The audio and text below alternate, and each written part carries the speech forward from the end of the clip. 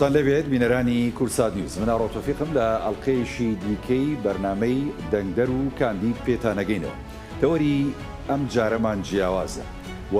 میوانەکان و کاندیدەکان دیارە نەوەکانی شەهیدانی کوردستانە ئێمە هەمومان نەزانین ینی نەوەکانی شەهیدانی کوردستان کە سوکاریان قوربانیشی گەورەیاندا لە پێناوەوەی کە ئەم ئەزمونە دیموکراسیە و ئەم ئاشتی و خۆشگوزەرانیە لە هەرێمی کوردستاندا بێتەکایەوە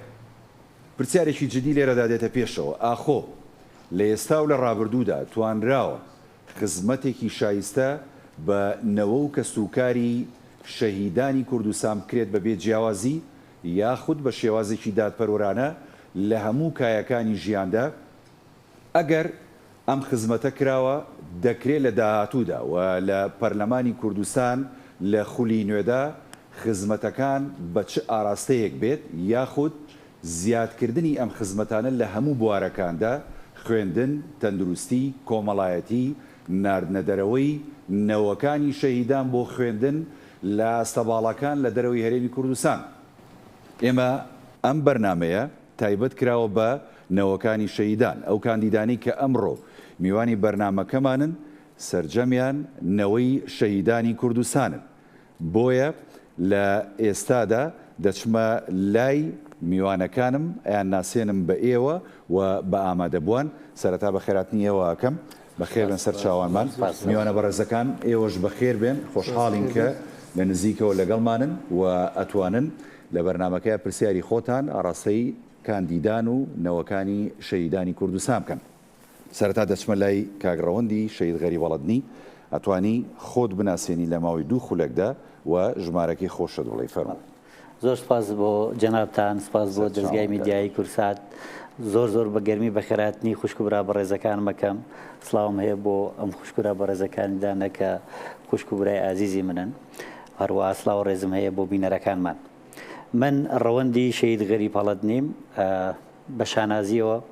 یەکێتی شەرەفمەندی کردووم بە خولی شەشەمی پەرلەمانی کوردستان کاندیدی ژمارە 53 من لە 1970 ساڵی 1970 لە گوندی هەڵەدن لانکەی شۆڕش و بەرخودان قەڵای بەرگری لە کوردایەتی لەدایک بووم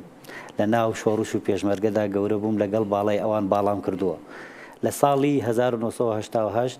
دوای پرۆسەی بەدناوی ئەنفال ئاواری وڵاتی ئێران بووم لەوێ چوومەتە بەرخوێندن سەرەتای خوێندنم لە وڵاتی ئێران دەست پێ کردووە دوای ساڵی 1990 و ڕاپەڕی نەمەزنەکەی کۆمەڵانی خەڵکی کوردستان گەڕاومەتەوە کوردستان و درێژەم بە خوێندنداوە خوێندنی سەرەتایی و ناوەندیم لە شارۆچکەی دوکان تەواو کردووە دواتر لە سلێمانی خوێندنی ئامادەیی و پاشانیش بڕوانامەی بە کالروێسم لە زانستە سیاسیەکان لە زانکۆی سلێمانی بەدەستهێناوە من لە ساڵی 1994 پەیوەندیم کردو بە ڕیزەکانی کۆمەڵی خوێندکارانەوە تا ئێستا بەردەوامم لە کاری ڕێکخراوەیی ئەوە 30 ساڵە بۆ بەبێ دابڕان بەردەوامم لە ساڵی 2004 بوومەتە فەرمانبەر لە بەڕێوەبەرایەتی گشتی شەهیدان و تا ئێستا من فەرمانبەرم لەو بەڕێوەبەرایەتی و بە شانازیەوە ئەوەی لە دەست هاتبێ خزمەتێکی زۆری کە سوکاری سەربەرزی شەهیدانمان کردووە کە بە واجبی ئەخلاقی و نیشتیمانی خۆمازانیوە لە ساڵی 2008 بەڕێوەبەری ڕێکخراوی شەهیداران بووم لە ساڵی 2009 بۆ 2011 لەو دوو ساڵەدا کە سەردەمی زێڕینی حکومڕانی هەرێمی کوردستانە کە یەکێتی ڕابەرایەتی کردووە من لە ئەنجومەنی وەزیران بووم لە نووسنگەی تایبەتی سەرۆکی حکوومەت بەرپرسی مەلەفی شەهیدان بووم لەوێش توانیومانە وەکو واجبی خۆمان زیاتر لە 2000 لەنەوەی شەهیدان دابمەزرێنین و لە ساڵی 2010ەوە من ئەندامی مەکتەبی پەیوەندیەکانی یەکێتی نیشتیمانی کوردستان و تا ئێستاش هەر لەو پلێدام و زۆر خۆشحاڵم بە هاتن و ئامادەبوونی بەڕێستان دەستخۆش سپاس بۆ کاگڕەوەند هەمومان کاگڕەوەندوان ناسی سپاس بۆ خۆناسینەکەت بەڵێ دەچمە لای خاتوو ڕۆژان شەید حەمەڕەش جەنابیش خۆت بناسیێنە و ژمارەکەی خۆشت بڵێ زۆر سپاس کاگاوڕێ بەناوی خوای گەورە و میهرەبان سڵاوتان لێبێ ڤاڵان سڵاو لە بینەرانی کورسات دیارە من ڕۆژانی شەید حەمەڕەشم شەید حەمەڕەشی گەرمیان کاندیدی ژمارە 24م لە بازنەی سلێمانی لەسەر بە شانازیەوە کاندیدم لەسەر لیستی 129 یەکێتی نیشتیمانی کوردستان لیستی مام و لیستی خوێنی شەهیدان ئەمە شانازیەکی گەورەیە بە من بڕاوە کە کاندیدی ئەو لیستە بم و من لە ساڵی 1984 لە گوندی کڕەپچنەی سەر بە ناحیەی سەنگاو لەدایک بووم.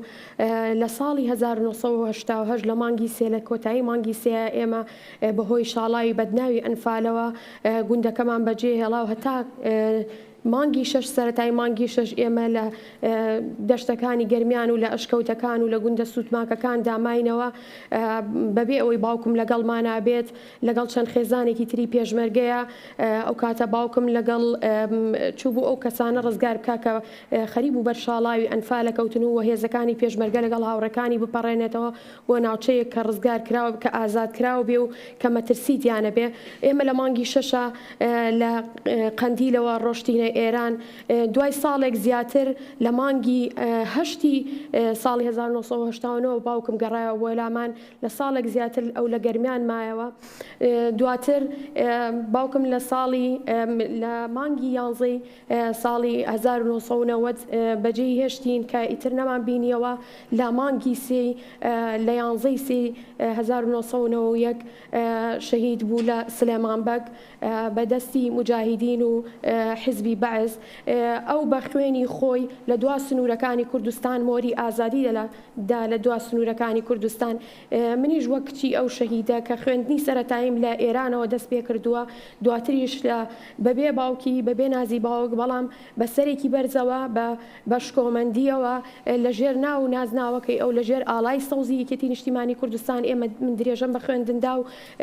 ڕوانامەی بە کالۆریۆسم هێنا لە یاسا و پاشان ماستەریشم هێناوە لە یاسای گشتیە وەسماوەی 13 ساڵ لە هێزەکانی ئاسایشی ناوخۆکارم کردو و پلەی ئەفسەرین بەدەستهێناوە و لە یەکەمەکەی دەورەی ئەکادیمیای پێگانی هێزەکانی ئاسایش بووم. دواتر لە ساڵی 2010 هەڵبژێران بۆ ئەندامی پەرلەمانی کوردستان لە خولی پێنجەمی پەرلەمانی کوردستان ئەندام بووم و لە لیژنەکانی یاسایی کاروباری یاسایی و بە شانازیەوە لە لیژنەی شەهیدان و جینۆساید و زیندانیانی سیاسی من کارم کردووە. ئێستاش کاندیدم بۆ خولی شەشەمی پەرلەمانی کوردستان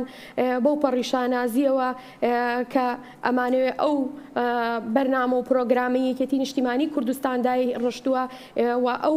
کارانەی کە ئێمە لە 4 ساڵی ڕابردووە بەهۆی تاگڕەوی و لە دەسەڵات و زۆرینەیەکی مزەیەف لە ناو پەرلەمان و بەهۆی ئەو قۆرخکاری دەسەڵاتەوە نەمانتوانی تەواوی بکەین ئێستا بەردەوامی پێ بدەین و ئەو قۆرخکاریە کۆتایی پێبهێنین لە ژێر بەرنامە و پەیڕەوەکەی یەکێتی نیشتیمانی کوردستانە. ئێستا من کاندیدم و سوپاسدانەکەم خۆشحاڵ بووم. بەخێر بیت دووبارە خاتو ڕۆژان سپاس دەکەین. ئێمە هەموو شانازیەکەین بە شەهیدەکانمان و نەوەکانیشیان جێگای ڕێز و فەخری هەموو لایەکمانین. بەڵێ دەچمە لای کاگەرامی شەهید حەمەکەلاری جەنابی شت خۆت بناسیێنە ژمارەکەشدا قسە. زۆر سپاس بەناوی خۆی گەورە و میهرەبان زۆر سپاسی بەڕێزتانەکەم بە خێراتنی ئامادەبوانی بەڕێزەکەم. من ئارامی شەهید حەمەکەلاری باوکم پێشمەرگەی 79کانە و خوێندنی سەرەتایی و ناوەندی و دواناوەندی من لە ناحەی ڕزگاری و لە کەلار تەواو کردو دوای جامعی سلێمانی لە 2007 ساڵانە لە ساڵی 2000ەوە تاوەکو 2006 لێپرسراوی کۆمەڵی خوێندکاران بووم لە کەلار و لە کاری ڕێخستنە کۆمەڵێک پلەی ڕێخستنم بڕیوە سەرپەرشتیاری کەرتی خوێندکاران بووم. لە دوای ساڵی 2006ەوە چوومەتە سرکی عەسکەریەوە و لەوێ خزمەتەکەم 15-16 ساڵە خزمەتەکەم. پلەکەم ئەفسەرم لە هێزەکانی پێشمەرگە و خاوەنی بڕوانامەی بەکالۆرسم لە زانستی کارگەڕی کارە و ئێستا خوێندکاری خوێندنی باڵام هەل لە کارگەڕی کار و ماوەیەکی زۆرە لە ناو ڕیزەکانی هێزی پێشمەرگە وەکو بە شێوەی بەڕێوەبردن بە شێوەی ئەرکی جیاجیا خزمەت دەکەم هەر جاری لە یەکێک و هەر جاری لە شوێنێک و هەر جاری لە مەنسەبێکە توانی بێتم ئەوەی توانیمە لە دەستم هات بێت توانیمە خزمەت بکەم بە هەموو لایەک بە تایبەتی کە سوکاری شەیدا بە تایبەتی کە سوکاری ئەنفالکراوان و ئێستا خۆشبەختانە من کاندیدم لەسەر لیستی یەکێتی نیشتیمانی کوردستان ژمارە 129 و ژمارەی کاندیدەکەم 62. خۆشحاڵە بم ئەمڕۆ لەگەڵتانم زۆر سپاس بۆ بەڕێستە دووبارە بەخێر زۆر بەڕێزی سپاس دەچمەلای کاک فەرهاد شەید سابر جەنابیشت خۆت بناسیێنە و ژمارەکەشت بڵێ. سەرەتا بەناوی خۆی گەورە و میهرەبان زۆر سپاس بۆ ئەم بەرنامە جوانە بە خێراتنی میوانێ بە ڕێزەکانەکەم. من فەرهادی سابیری حاجی برایم ناسراوم بە فەرهادی شەید سابیر. ساڵی 1970 لەدایک بووم، خەڵکی دۆڵی جافایەتیم. بە ساڵی لەدایک بوونەکەم لە گوندی سوسێکۆن لەدایک بووم سەر بە ناحەیەی پیرەمەگرون. دیارە من بۆ ماوەی چەند ساڵێکە لە بواری سەربازی حزبی کار دەکەم، تاکو ئەم ساتەش هەر بەردەوام لە خزمەتکردنی خاک و نیشتیمانەکەمان. دیارە شەرەفمەندم وەک یەکێتی نیشتیمانی کوردستان کاندیدی کردوین بۆ خولی شەشەمی پەرلەمانی کوردستان لە سنووری بازنەی سلێمانی بە ژمارە 55 هەواڵان. زۆر بە خێر بێن سەرسەر و سەرچاوان. دەست خۆش کاک فەرهاد سپاس دەکەم، دووبارە بەخێر بێن. تەمام من سەرەتا پرسیارێک ئاراستەی کاندیدەکانەکەم ئەوان بۆیان هەیە لە ماوەی 5 خولەک بۆ 6 خولەکە وەڵامی پرسیارەکەی من بنەوە، دواتر دێمە لای ئێوە و ئێوە دەتوانن ئازادانە ینی مایک لای خۆتانە بێ و پرسیاری خۆتان ئاراستەی کاندیدەکان بکەن. پرسیارەکەی من بۆ ئێوە بەڕێزەوەیە ئاخۆ یعنی توانین ئێمە هەمومان ئەزانین ینی یەکێتی نیشتیمانی کوردستان و شاهدی دەین بۆی کە لە ڕابردووە لە ئێستاشدا پلان و بەرنامەی ئەوە بۆ کە خزمەتێکی شایستە و بێپایان بە نەوە و کە سوکاری شەهیدانی کوردستان بکە. یەکێتی نیشتیمانی کوردستان پلانی چییە بۆ ئەم بابەتە گرنگە لە داهاتووە و بە تایبەتی لە خولی شەشەمی پەرلەمانی کوردستان؟ فەرمووداڕۆژە. زۆر سپاس بۆ پرسیارەکە هاوڕێ. ڕاستیە بەرلەوەی پشمە ناوڕۆکی وەڵامەکەم بۆ پرسیارەکە ئەمەوێ بڵێم کە بۆ ئێمەی نەتەوەی کورد بۆ ئێمە یەکێتیەکان وشەی شەهید وشەیەکی پیرۆزە، جێی ڕێز و شانازیە و جێگەی سەربەڵندیە. شەهید چرای ڕێگەی ڕزگاریە، عشق و خۆشەویستیە، بیوێریە و خۆبەخشینە لە پێناو بایەخەنەتەوەیەکاندا، لە پێناو خاکدا، لە کولتوری ئێمەدا و لە کولتوری زۆربەی گەلانیشدا وشەی خاک هاوتا کراوە لەگەڵ وشەی پیرۆزی دایک. تەماشاکەن هیچ کەسێک ئامادە نییە لەسەر سامان و موڵکی دنیایی گیانی خۆی بەخت بکە، بەڵام لە پێناوی سامانی نەتەوەییدا بە هەزاران ڕۆڵەی ئەم گەل و خاک و ئاوە گیانی خۆیان کردوتە فیدای نیشتیمانەکە و ڕزگاری. لە ڕاستیدا شەهید کەسێکی ئازادی خوازە، کەسێکە زۆر ئازادانە و لە ئاگایەکی تەواودا ڕێگای خۆی بۆ مەبەستێکی پیرۆز هەڵەبژێرێت. ئەگەر بڵێم ئێستا ئێمە لە سایی خوێنی شەهیدەکانمان لە سایی خوێنی تێکۆشانی ئەوان لە کۆمەلگایەکی ئازاد و سربەخۆیە ئەژین، خۆمان بڕێوە بین، لە ڕاستیە ئەمە حقەتێکی ڕەهایە و هیچ خلافێکی تیانە بۆیە دەتوانین بڵین کە شەهید کەسێکی ئازادی خوازە و بەهای بیر و باوەڕ و ئازادی خوازانی خۆی دەکاتە سەر و هەموو بەهاگانی ترەوە. کەسێکە کە ئاساییشی هاونیشتیمانەکانی خۆی لە ئاساییشی گیانی خۆی بەلاوە گرنگترە، کەسێکی مرۆڤ دۆستە و تێکۆشێ لە پێناوی بەها مرۆڤایەتەکانە، کەسێکە کە وەکو جۆن ستیوارت میڵەڵێ ئەو ڕەنج ئەکێشێ لە پێناوی ئەوەی کە ئێمە ڕەنج نەکێشین، ئەو قوربانیەدا بۆ ئەوی ئێمە لە خۆشبەختی و ڕەفاهەتا بژین. لە ڕاستیە شەهید کەسێکە کە دەستبەرداری دنیا و هەموو ئەو شتانابێت کە لە ناو دنیای هەن، ئەسڵەن زۆر بە ئاسانی لیتی ئەپڕێ و بەلایەوە گرنگ نامێنێ، بۆیە هەوڵەدات کە لە ڕێگەی قوربانیدان بە گیانی خۆیەوە وڵاتەکەی، خاکەکەی، نیشتیمانەکەی، گەلەکەی لە سەربەرزی و ئازادی و بە کەرامەت و لە ژیانێکی شەرەفەندانە بژین. لە کولتوری یەکێتی نیشتیمانی کوردستانە زۆر بایەخ بە پارێزگاریکردن لە سەلامەتی و سەلامەتی ژیانی هەواڵە پێشمەرگەکان و فەرماندەکانی دراوە. یعنی یەکێتی دەتوانم بڵێم هێزێک نییە کە بیەوێت خەڵک شەهید بێت، خەڵک ئەوە بێت، بەڵام دوجار ئێمە گەلێکی چەساوە و مافکوراوین. گەلی چەساوە مافکوراو هیچ چارەیەکی نییە بەدەر لەوەی کە ڕێگەی خەبات و تێکۆشان بگرێتە بەر. وەکو دکتۆر شەهید عەبدوڕەحمان قاسملوو دەڵێ تۆ مادام ئازادی دەبێت نرخی ئەو ئازادیش بدەیت. ئێمە شەهیدەکانمان، خوێنی شەهیدەکانمان نرخی ئەو ئازادیەیە کە داوانە، کە وەرمان گرتووە، کە بەدەستمان هێناوە. لەبەرەوە ئێمە سەربەرزین بە شەهیدەکانمانەوە و ئەگەر بێمە سەر وەڵامی پرسیارەکەت ئێمە شەهیدەکانمان تێکۆشان و بەرهەمی خوێنی شەهیدەکانمان ئەم ئازادی و ڕزگاری و حکمی خۆ بەخۆی خۆمانەکە ئێستا لە ئارادایە ئەمە بەشێکێتی بەڵام دیوێکی تری ماوە کە ڕەنگە زۆر جار ڕەخنە بگیرێ لەوەی کە ئایا ئەو بەهامرۆیانەی کە شەهیدەکان بۆی تێکۆشان لە بابەتی دادپەروەری و یەکسانی و ئازادی لە بابەتی بەهامرۆیەکان بە تەواوی ئێمە توانیمانە دەستە بەریکوین بێنە دی من پێتان وەڵم نەخێر لە کوردستان تا ئێستا نادەتپەروەری زۆرە نایەکسانی زۆرە نەتوانراوە ئێمە وەکو پێویست ڕێز لە ئینسانی کورد بگیرێ ئەو خێر و بێر و داهات و سامانە زۆری ئەم وڵاتە هەیە بە شێوازێکی یەکسان دابش بکرێتەوە و مرۆڤی کورد تا ئێستا لە بەشێکی ئەم وڵاتە ئازارە درێ و زیندانیە کرێت لەسەر بیرڕای ئازاد لەسەر ڕەخنەگرتن لەسەر کۆمێن نووسین بۆیە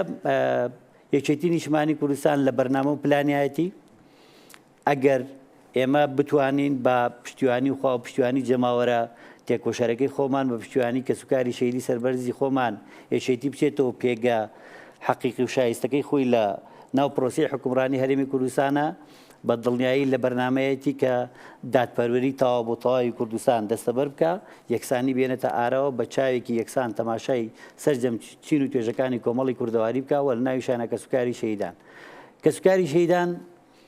ئێمە کە خۆمان لە ئەو معاناتە ئەژین و ناو معاناتە گەورە بوون و ناو معاناتە خزمەتمان کردووە ڕەنگە لە هەموو کەس ئاسانتر تێبگەین کە دا و داخوازەکانی کەسوکاری شەیدان چین کەسوکاری شەیدان زۆر گرنگە کە ئێمە چوینە پەرلەمانی کوردستان کار لەسەر ئەوە بکەین کە ئەو نادادپەروەریە لە دابشکردنی موچەیان نەهێڵین کە ئەمە یەکێکە لە خەلە لە زۆر گەورەکان و شەرمیشە بەڕاستی چونکە من بۆ خۆم هەموو جارێک گەڵێم ئەگەر مەفهومی سەرکردە ئەوە بێت کە تۆ ڕابەرایەتی ئەوانی ترەکەیت ئەوە هەموو شەیدێک سەرکردەیە چونکە ڕابەرایەتی ڕۆحبەخشینی خۆی کردووە بۆ ئەوانی تر ئەخریانی ئێمە دوجار دڵنیاشن کە هیچ شەهیدێک کاتێکە گیانی خۆیە کاتە قوربانی لە پێناو خاک و قەزیەکەیە لە پێناو مادەیان نەیکردووە ئەم جیاوازیە ئەمانی دوای ئەمان دروستیەکەن بەڵێ ئەنێ ئەم سیستەمی حکومڕانیە جیاوازەکەی دروست کردووە کە ئەمە هەڵەیەوە ئەبێ زوو بە زوو چاک بگرێتەوە هیوادارین و ئومێدمان وایە ئیشەڵڵا ئەم دەرفەتە دیموکراسیە بقۆزینەوە بۆ ئەوەی کە یەکێتی بچێتەوە پێگە حەزیدێک ئەگەر تۆ بۆ نمونەوەی شەهیدی لەوێ دەربچیت لە خولی شەشەمی پەرلەمانی کوردستان ئەماکەی تێشێت لە بنەما سەرکیەکانی کارکردن و بەرنامەی کارت لێوێ لە ڕاستیدا بە بێ مجامەلە من بە ئەرکی ئەخلاقی خۆم ێزانم و لە پەرلەمان یەکێک بوون لە ئەندامانی لیژنەی شەیدان و ئەنفالکراوەکان لەبەر ئەو ئەزمونە زۆری کە لە خزمەتی کەسوکاری شەیدان هەمێ من عەرزم کردن لە 2004 فەرمانبەرم لە بەڕێوەبەرایەتێکی شەیدان و لە ناو معاناتە ژیاوم و ئەزانم پێداویستەکان چییە و بەلای منەوە بەڕاستی شەرمە جارێک تر لێمەوە جیاوازی لە موچەی شەیدەکانە بکرێت شەید هەر شەیدەوە دەبێت ئەمە چارەسەرێکی بنەڕەتی بۆ بدۆزینەوە خۆشبەختانە ئێستا لەسەر دەستی فراکسیۆنی یەکێتی لە پەرلەمانی بەغدا توانراوە ئەو شەیدانەی کە لە شەڕی جەنگی تیرۆردا شەید بوون و گیانی خۆیان بەخت کرد موچەکانیان بچێتە سەر بەغدا و هاوتای بەغدا بکرێەوەی جیاوازێک لە نێوانیاندا نەبێ و ئێمەش دەبێ هەوڵ بدەین لە خولی شەشەمی پەرلەمانی کوردستان بەلانی کەمەوە ئەگەر بۆمان کرا ئەم موچەی شەیدان بخینە سەر بەغدا و هاوتا ئێوە بکەین ئەوە زۆر باشە نەشمان کرد دەبێت لە کوردستان ئەو ئاهەنگی و یەکسانیە بەدەست بێنین چونکە بەڕاستی ئێمە خزمەتی کەسوکاری شەیدان لە پەرلەمانی کوردستاندا بە یاسای ژمارە 9 مافی ئیمتیازاتی کەسوکاری شەیدان ڕێکخراوە ئەم مافی ئیمتیاز و یاسایە تا بە هیچ جۆرێک هاوئاهەنگی و یەکسانی تێدانێت دادپەروەری تێدانێت ئێمە بێ دادپەروەرێکی گەورە لە ناو ئەم یاسایەدا دەستەبەر بکەین و خزمەتی کەسوکاری شەیدەکانی خۆمان بکەین بەدەر لە مەسلەی موچە ئێمە گرنگە لە مەسلەی پەروەردە لە مەسلەی تەندروستی لەم دووە ڕوانگەیشەوە و لە مەسلەی نیشتەجێبوونیش کە ئەمانە تا ئێستا کێشە و گیر و گرفتی کەسوکاری شەیدانن چارەسەری بنەڕەتیان بۆ بدۆزینەوە ناکرێت کەسێک کە لە پێناوی ئەم وڵاتەیە گیانی خۆی بەخت کردووە مناڵەکانی بێناز بن و شوێنێکی نیشتەجێبوونیان نەبێت بە هەر نرخێک بێت دەبێت پیاسە ئەمە ڕێک بخەین شوێن نیشتەجێبوون کەسوکاری شەیدەکانمان دابین بکەین و مەسەلەن تۆ مناڵێک کە باوکی هەیە ئەم باوکە ئەرکی پەروەردەکردن و گەورەکردن و پێشخستنی ئەگرێتە ئەستۆی خۆی شەیدێک کە گیانی خۆی لە پێناوی وڵاتەکە بەختەکە ئەبێ حکوومەتەکە بێ بەباک باوک بۆ ئەم مناڵەوە جێگەی باوکەکەی بۆ بگرێتەوە و پێداویستەکانی بۆ دابینکە مناڵێک پێویستە لە مناڵە شەهید پێویستە لە ڕووی پەروەردە و پێش بخرێ جەنابیشت لە پێشەکە ئاماژەت پێدا زۆر گرنگەکە ئێمە بتوانین با بڵێن بەهرەمەند بین لەو داهاتە زۆرەی کە حکوومەتی هەرێمی کوردستان لە بەردەسیایەتی بەداخ و کەتاسە گەندەڵێکی زۆری تاکراوە و ئەبێ ڕێگەیەکیش بۆ ئەم تەشەنەکردنی گەندەڵیە دابنین و نێڵین لەوە زیاتر تەشەنە بکە بەهرەمەند بین لەو داهاتە زۆرە مناڵی شەهیدەکانمان بنێرین بۆ خوێندن بۆ خوێندنی لەسەر وڵاتانی لەسەر ئاسی وڵاتانی ئیقلیمی و کۆمەلگای نێودەوڵەتیش ئەم مناڵە شەهیدانە بڕۆنە دەرەوە بخوێنن ماستەر و دکتۆرا بەدەست بێنن بێنەوە ئێمە ئیسفادە لە پسپۆڕەکانیان بکەین و خزمەتی وڵاتەکانیان بکەین و ناکرێ حکوومەتی هەرێمی کوردستان کەم تەرخەم و بێدەربەست بێ بەرامبەر بە دایک و باوکی شەهیدێک کە چوونەتە تەمەنەوە وەزعی تەندروستیان خراپە بەڵام کەس لیان ناپرسێتەوە ئێمە بێ ڕاستە یاساکە ئەگەر ڕۆژانخان هاوکاریم کە پێم وایە بڕێک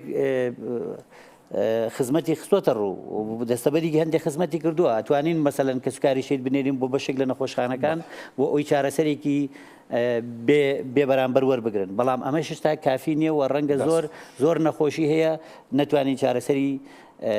بنەڕەتیان بۆ دۆزینەوە ڕەنگە پێویستکە بیانێرێنی دەرەوە تا ئێستا ئێمە ئەمەمان نەتوانیوە بکەین ئەبێ بە یاسا ئەمەش ڕێک بکەین دەست خۆش کاگران بەڵێ خات و ڕۆژان لەسەر پرسیارەکەی من و کۆی قسەکان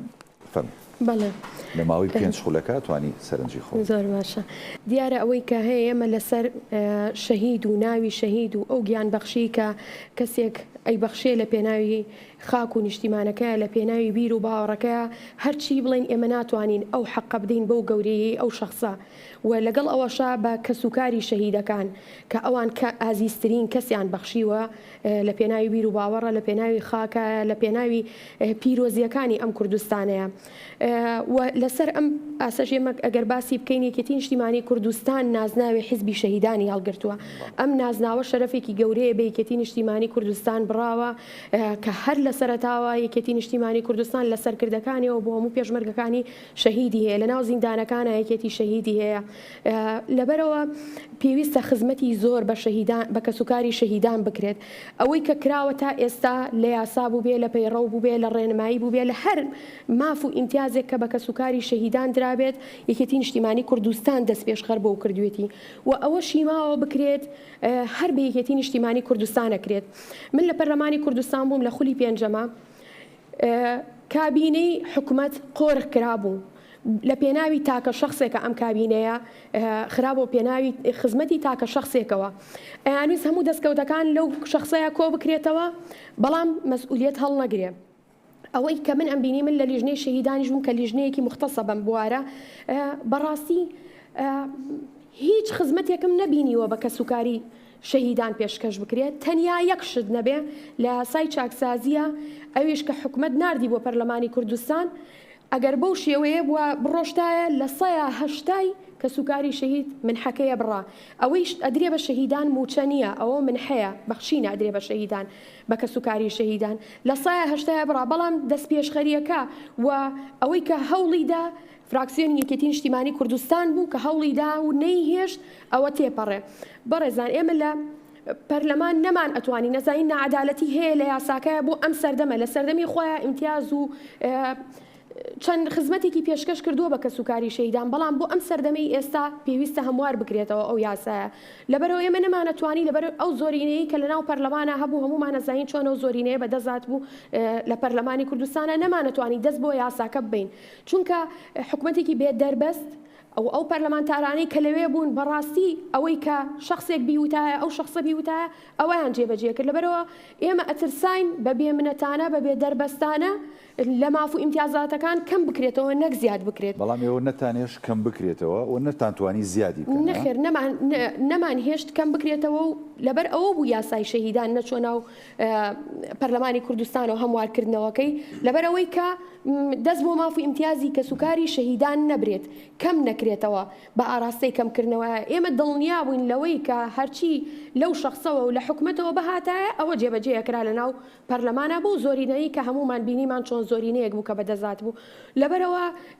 وە کابینێکی بێ دەربەست بوو بەرامبەر بە کەسوکاری شەهیدان بەجددی من لەو لیژنەیە معاناتی دنیامانە بوو ئەوەی کە کرا پەیڕەوێک سەپێنرا و موزەیە بەڵێ ئەوەی کە کرا لە ناو حکوومەتی هەرێمی کوردستانە پەیڕەوێک دەرکرا پەیڕەوی ژمارەنەوەی ساڵی 2020 بوو بە ماف و ئیمتیازاتەکانی کەسوکاری شەهیدان بەداخەوە لە ماف و ئیمتیازاتەکانی کەم کردبووە ئەوە وای لێکردین کە ئەمە مەترسیەکە ئێمە دەستبەرین بۆ هەمواری یاسای ماف و ئیمتیازاتەکانی کەسوکاری شەهیدان پێشینای هاوسەرگیری 5 ملیۆن بوو لەوەیە کرا بە ملیۆنەکەش نەدرا یعنی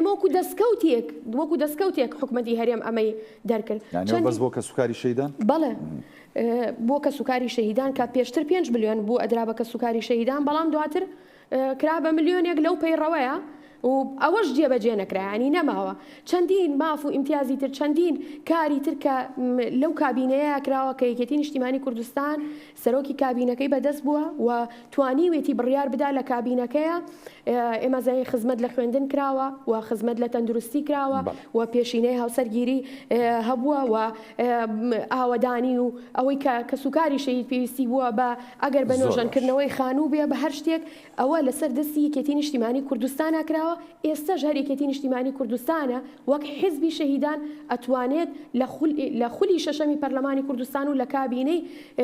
داهاتووی حکوومەتە خزمەت بە کەسوکاری شەهیدان ڕۆژان زۆر سپاس بەڵێ کاگارام جەناوی شەتوانی وەڵا ئەگەر وتەیەکی مام جەلالمان بیری بینێران بخەمەوە ئەڵێ ئێمە هەرەمرین جا هەندێ مردنەیە بێتە بۆی شەرفبەندانە بۆ بنەماڵەکە و بۆ میلەتەکەیش و هەندێ مردنی شەیە بێتە مای شەرمەزاری ئێمە خاوەنی نەوەی شەهیدانین خاوەنی کۆمەڵێک کەڵەپیاوین هەمویان بە پێوە مردوون باوەڕ ناکەم کەسیان هەبێت ینی ئەو کەسانەی کە لەگەڵ ڕێزم بۆ ئەوانەی کە ماون لە ژیانەوە شەیدی سندون بەڵام داستانی گەورەیان تۆمار کردووە ئەوانەی کە شەید بوون خاوەنی مێژوویەک بوون دیسانەوە شەید بوون یعنی خەباتێکی گەوریان کردو ئێمە یەکێتی نیشتیمانی کوردستان لەم سەردەمەدا بەتایبەت ئەم 3 ساڵی کۆتایی بەتایبەت ئەم 3 ساڵی کۆتایی یعنی ئێستا گەر سەیری لیستی شەیدان بکەی ئەگەر سەیری لیستی یەکێتی نیشتیمانی کوردستان بکەی زۆرترین نەوەی شەیدی تیا داخل کراوە زۆرترین نەوەی شەید لە کۆمەڵێ وزە گوڕوتینی جۆراوجۆر کۆمەڵێ پسپۆڕی و جیاواز کۆمەڵێک لە هەردوو ڕەگەز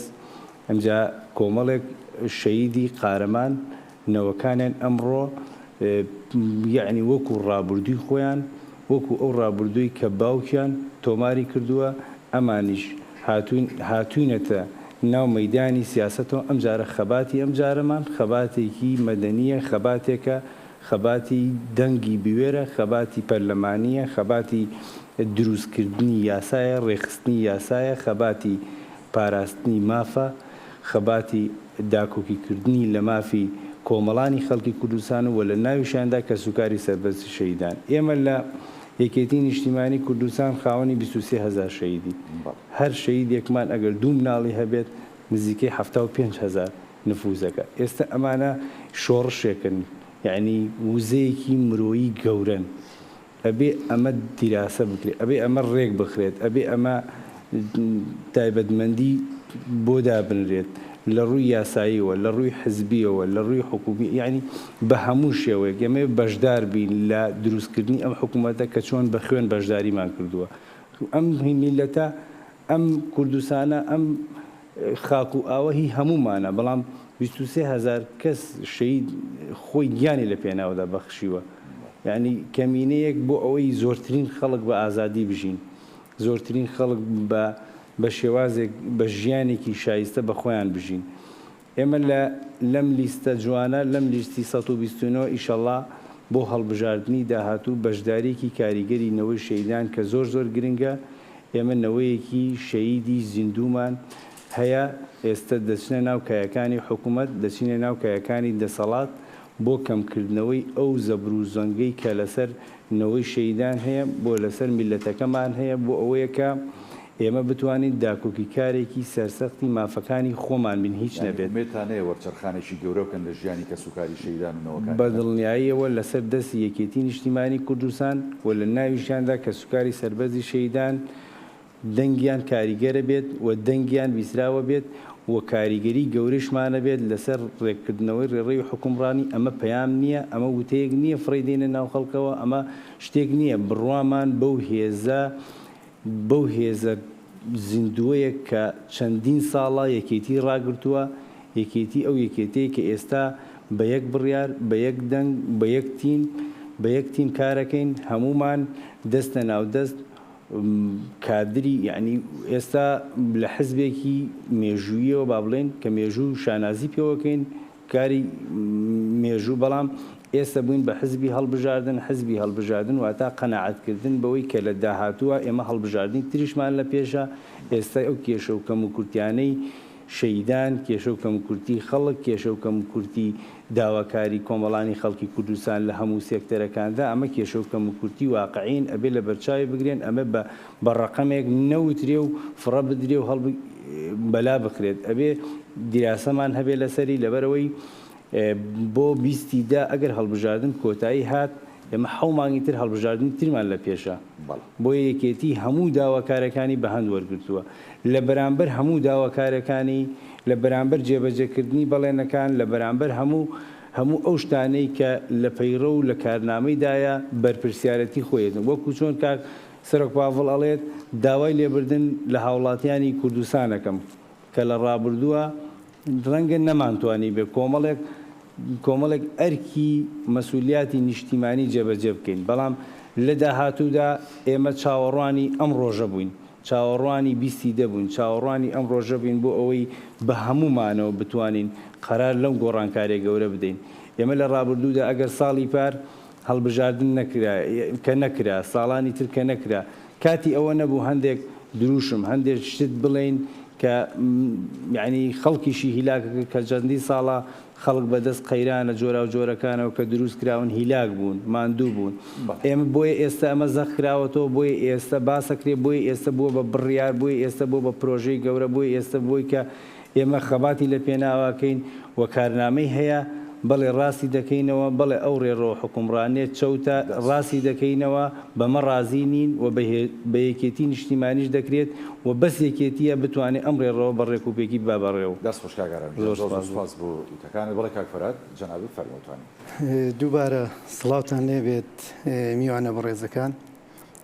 ئێمە دیارە لە دروستبوونی یەکێتی نیشتیمانی کوردستانەوە پێشمەرگە قارەمانەکانی یەکێتی نیشتیمانی کوردستان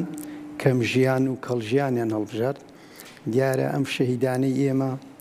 ڕۆژێک لە ڕۆژان بیریان لە هیچ شتێکی وا نەدەکردوانێت کە بۆ خۆ دەوڵەمەندکردنی خۆیان بن لە دوا ڕۆژدا شەهیدەکانی ئێمە پێشمەرگە قارەمانەکانی ئێمە بیریان لە ئەو شتانە ئەکردەوە کە خاچی هەرێمی کوردستان ئازادکراو بێت کە هاونیشتیمانی ئێمە هاوڵاتیانی ئێمە ئازادکراو بن مافی خۆشمانە ئێمە لە وڵاتی خۆمان لە خاچی خۆماندا حکومڕانێکی سربەخۆی خۆمان هەبێت دیارە میوانانی خۆشەویست ئێمە وەکو کاندیدانی یەکێتی نیشتیمانی کوردستان لە بەرنامەماندایە دڵنیاتان دەکەینەوانێ بۆ خولی شەشەمی پەرلەمانی کوردستان داکۆکیکەرێکی سەرسەختی کە سوکاری سەربەرزی شەیدان و ئەنفالکراوان و سەرجەمچین و توێژەکان دەبین. دیارە یەکێتی نیشتیمانی کوردستان کە ئەو کاتە حکومڕانی یەکەم بوو دەسەڵاتی یەکەم بوو ڕەهایی یەکەم بوو کە ئەنجومەنی وەزیرانی گرتەوە دەست بۆ ئەوەی زەمالەی خوێندن بۆ کەسوکاری سەربەرزی شەهیدان کە تواناسازی بوو کە ئەویش ئەوە بەرنامە و پرۆگرامی یەکێتی نیشتیمانی کوردستان بوو و جێبەجێشی کرد و وە کردیشی بەکردار دیارە لە دوای ئەوەوە لە دوای ئەوە یەکێتی نیشتیمانی کوردستان کە ئەنجومەنی وەزیرانی تەسمیل بە پارتی دیموکرات کردوانێ کە ئەو بوو بەرنامەکە وابوو کە پارتی دیموکرات ئەم شتانەی نەهێشت بەڕاستی کە یەکێتی نیشتیمانی کوردستان دەسەڵاتی ڕەهای یەکەم بوو کە خۆشگوزەرانی ئاوەدانی خەدەمات و بیمەی بێکاری و هەلی کار بۆ ئەم شتانە هەمووی هەبوون لە هەرێمی کوردستان. دیارە یەکێتی نیشتیمانی کوردستان بەرنامەیەشی دایە سەرۆکی ئەنجومەنی وەزیرانەکەی کە ئەو کاتە هەواڵێکی خۆمان بوو کە ئەندامی مەکتەبی سیاسی بوو، بەرنمەیەکی تۆکمەی تەقدیمی سەرۆکی ئەنجومەنی وەزیران کرد کە دەبێ بیمەی بێکاری هەبێت، کە دەبێ بیمەی تەندروستی هەبێت و جێبەجێشی کرد. یان بەرنمەیەکی تری لەو بەرنامانەدا بوو کە تەقدیمی سەرۆکی ئەنجومەنی وەزیرانەکەی کرد، ئەو کاتە کە یەکێتی نیشتیمانی کوردستان سەرۆکی ئەنجومەنی وەزیران بوو و هاوڵاتیانی ئێمە سەرجەمگ و نشینەکانی ئێمە وە سولفەی عقار بوو بە 25 میلیۆن. دواتر و کەسوکاری سەربەرزی شەهیدان و دەستی بەو کارە کرد کە ئەنجومەنی وەزیران ئەو کاتە لەلای یەکێتی نیشتیمانی کوردستان بوو. بەرنمەیەکی تر لە بەرنمەکانی ئەوە بوو کە هەموو کەسوکاری سەربەرزی شەهیدان ئەبێ 27 میلیۆن و سولفەی عقارات وەرگرن و ئەویش هەدیە بوو، یعنی لیان وەرنەئەگیرایەوە. یان کچ و کوڕی سەربەرزی شەهیدان ئەیانویست ژیانی هاوسەرگیری پێک بێنن، 10 میلیۆنیان ئەدرایە، لەم 10 میلیۆنە 5 میلیۆنیان هەدیە بوو. و یەکێتی نیشتیمانی کوردستان لە بەرنامەیدایە بۆ ئەم جارش بۆ کاندیدانی یەکێتی نیشتیمانی کوردستان بەڵێنتان پێدەدەین، متمانەمان پێ بکەن بۆ ئەم جارە دڵنیاتان دەکەین چەندین یاسا هەیە سەبارەت بە کەسوکاری سەربەرزی شەهیدان ئێمە دەستی بۆ دەبین، ئێمە ناهێڵین هیچی تر غەدر لە کەسوکاری سەربەرزی شەهیدان بکرێت. بەرنمەیەکی تر هەیە، یاسایەکی تر هەیە لە وەزارەتی هێزی پێشمەرگەی کوردستان. ئەو ئەفسەرانەمان کە لە هێزی پێشمەرگەی کوردستان لە وەزارەتی پێشمەرگەی کوردستان یان ئەو پێشمەرگە قارەمانانەمان لە وەزارەتی پێشمەرگەی کوردستان تووشی نەخۆشی ئەبن، تووشی نەخۆشی درێژخایەن دەبن، یان تووشی هەز ڕووداوێکی تر دەبن لە واجباتدا، لە ئەرچی واجباتدا بە شەهید لە قەڵم نادرێت. ئێمە ئەم جارە دڵنیاتان دەکەینەوە دەست بەو یاسایە دەبین، دەبێت جێبەجێی بکەین. دیارە یەکێتی نیشتیمانی کوردستان ئەم جارە بە بەرنمەیەکی جوان ڕێکوپێک بە سەرۆکایەتی سەرۆک بافڵ بەرنمەیەکی جواندا ڕژراوە بۆ ئەوەی ئێمە ئەم جارە لە خولی شەشەمی پەرلەمانی کوردستان ئەو بەرنامانەی کە هەمانە جێبەجێ بکەین. بەس ئەو بەرنامەی کە هەمانە دیارە بە هاونیشتیمانیانی ئازیز و بە هاوڵاتیانی ئازیزی خۆشەویستی ئێمە دەکرێت بۆ ئەوەی ئێمە لە ڕۆژی دەنگدان بچینە سەر سندوقەکانی دەنگدان بۆ ئەوەی باڵانسی هێز لە هەرێمی کوردستان ڕاست بکەینەوانێ حکومڕانی هەرێمی کوردستان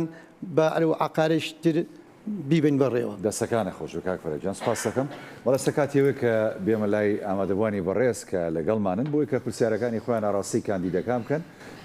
مایکەکە ئازادە لای ئێوەیە کێ پرسیاری هەیە توانێت فەرموو بەڕێزت.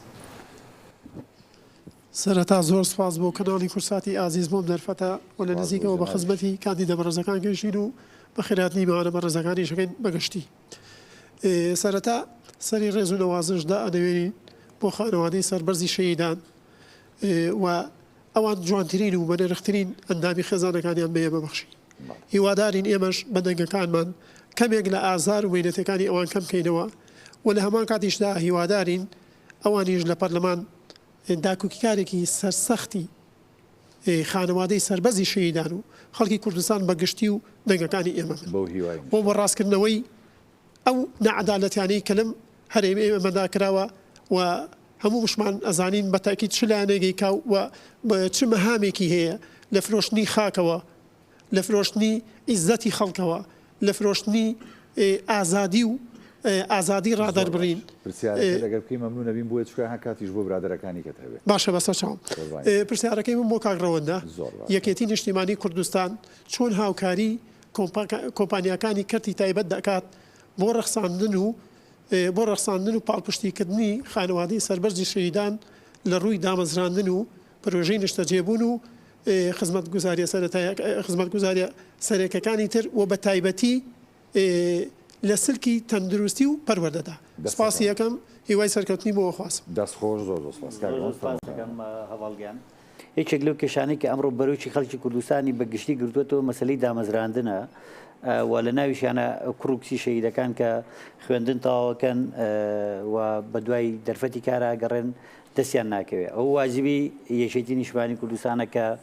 هەلی کاریان